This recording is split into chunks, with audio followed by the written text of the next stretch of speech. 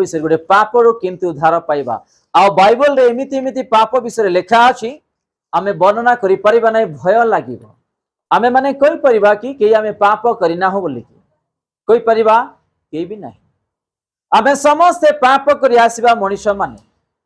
किंतु यीशु को जानिला परे ईश्वर वाक्य को जानिला परे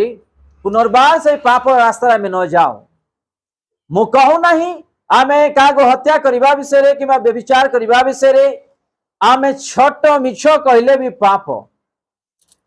आमे जदि काकु घृणा करबा माने पाप क्रोध करबा माने पाप एमिति अनेक जोड़ा के वर्णना करि परिबा नहीं अनेक पाप विषय अछि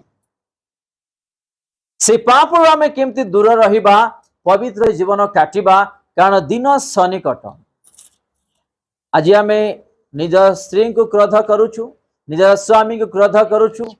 एवं पुआ